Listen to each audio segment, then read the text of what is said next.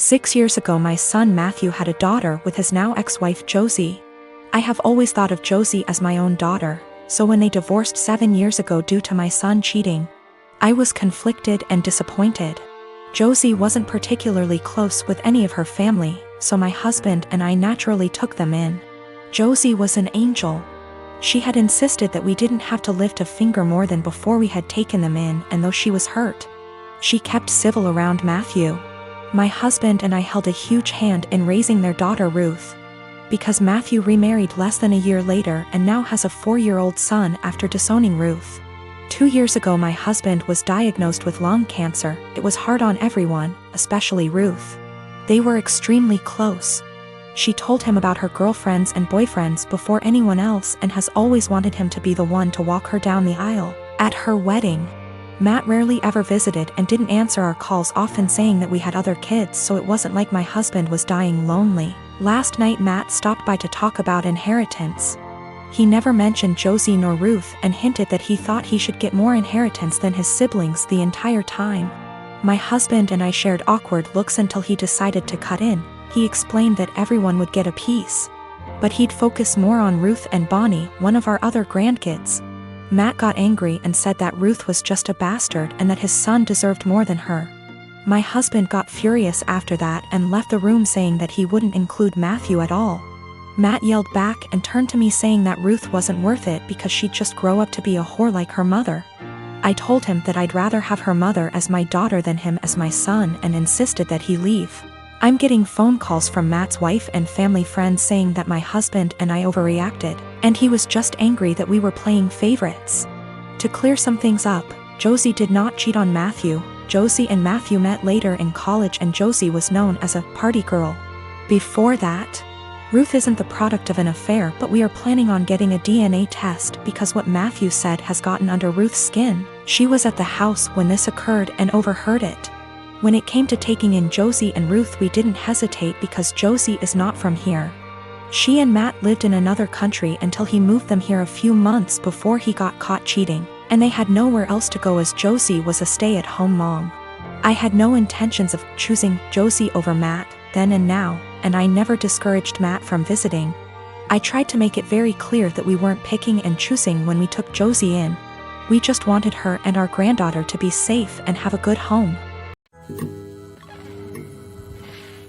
My husband, Asian, and I, American, welcomed our firstborn 4 weeks ago.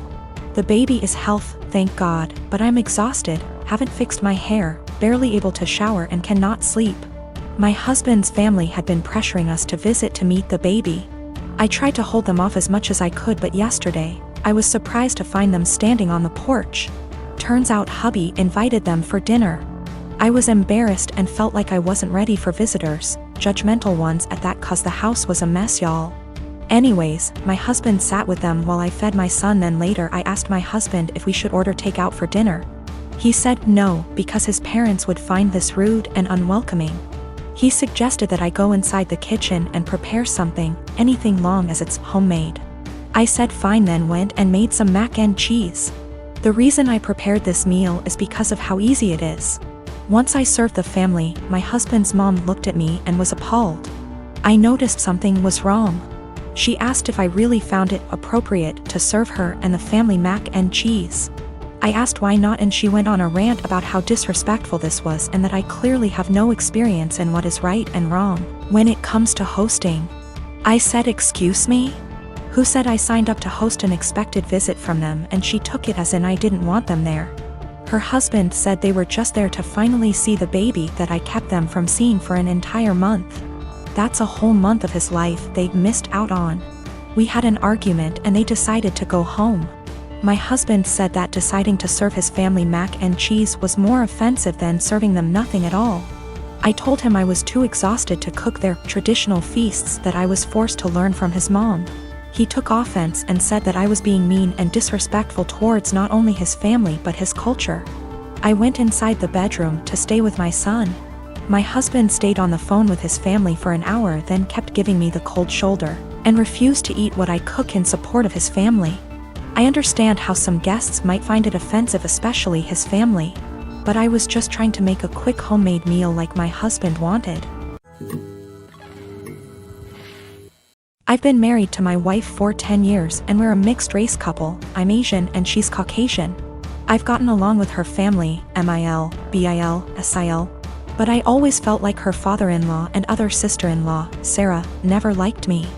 I'm a professionally trained chef with 15 plus years of experience and I work at a high-end Chinese restaurant, a spin-off of a popular one in Beijing, in a large US city. My crew and I have won several awards, and I've been explicitly told I'll be the next executive chef. Sarah is also a professionally trained chef and works at a popular upscale French restaurant in the city. She constantly brags about it and, no joke, compares herself out loud to Ramsay and Bourdain. Whenever I'm at my mother-in-law and FIL's house and helping out in the kitchen, Sarah is always criticizing everything I do. Whether it's chopping, braising, marinating, etc., she always butts in with comments like, I think you should actually do X like this. I've been patient for my wife and sidestepping those comments, saying things like, thanks, but I think I'll stick to the way I do it. Things came to a head 2 weeks ago when my wife, FIL, MIL, and I were in her parents' kitchen prepping dinner for my MIL's birthday. We were running a bit behind, so things were heated, which I kind of like because it reminded me of work. And that's when Sarah walked in. She took one look at what I was doing, scoffed, and said something like, oh wow, okay, so that's not the right way of doing things. It hit a nerve and I pretty sternly told her to stop criticizing my cooking and that I'm also a chef like her. She laughed and said making kung pao chicken at some Chinese restaurant doesn't count. The kitchen went silent, father-in-law snorted / chuckled, and my mother-in-law yelled, Sarah, what is wrong with you? I stopped what I was doing, swore at her and called her a racist piece of shit, apologized to my mother-in-law for not being able to stay, and left for home with my wife. Apparently this caused a massive fight after we left, with my MIL / BIL / other sister-in-law taking my side and my FIL / Sarah saying, it was a joke but kind of true and that I was being too sensitive. The extended family somehow got wind of this and now everyone is arguing and taking sides, with my wife even getting texts from some her cousins apologizing for Sarah's behavior. Despite being on my side, my wife is begging me to apologize so that the fighting will stop, but I refuse to because Sarah and her blatant racism. I'm a chef working at upscale Chinese resto, my sister-in-law is a chef at upscale French resto. She's critical of my cooking skills and has now called it making kung pao chicken at a Chinese restaurant. Family at war, wife begging me to apologize. My wife has also informed me that now Sarah may be in trouble at work and she's blaming me for it. Apparently one of her co-workers heard her rant about what happened and reported it to management. So it looks like one of my wife's cousins found this post and put it on Sarah's Facebook wall going, this is you, right? Her FB friends are starting to comment with things like, if this is you Sarah then I'm disappointed. I think Sarah's still at work, shit might be hitting the fan soon and now my wife is pissed too. My wife got a call from a SIL. From wife's paraphrasing. Sarah started screaming / crying at her the moment my wife picked up and said that she just got demoted because of her Asian slur husband. Apparently some of her co-workers have her on FB and showed the post to management, which combined with her earlier rant, double whammied her back to being a line cook and now she might get fired. My wife solidly on my side after taking the verbal abuse from Sarah. Me, nurse. Working 50-ish hours a week in pediatric ICU. Cry at least once a week because that is hard. My salary pays our bills. All of them. Husband has a degree but isn't looking for a job. Works 2 days a week at the grocery store. Spends most of his time playing. Today was supposed to be a good day. I had been begging my husband to swap his Saturday shift to literally anything else so that we could have days off together. We haven't had a weekend together since our wedding, 18 mo ago. Today was supposed to be our first Saturday off together. We were going to go to an animal sanctuary. He starts the day by going to breakfast with his best mate, leaving before I even wake up. I wake up around 9 and realize he is not home. Call. He says he's helping his mate set up some lights and that the weather is too rainy for the animal sanctuary anyway. He gets home at 1-ish. Lies around. Plays some video games, promising we would cook dinner together tonight. Leaves again at 5 to help the same mate with something else. I go grocery shopping. I don't drive because of medical issues, but I walk there and back in the rain. I get home, realize I've left my keys inside. Call husband, knowing he's 5 minutes away. He says he will leave in a minute. I sit in the rain and the cold, southern hemisphere. 45 minutes later, I call again. He hasn't left yet. He finally agrees to come and let me in the house, so he drives up, presses the clicker to let me in the garage and leaves again. At 10, I call to see where he is. His friend answers. Says he is driving out to do something an hour away. It's 10:30. I am going to bed. I have sent him a TXT that I am upset and don't want to speak to him tonight and would rather he left me alone.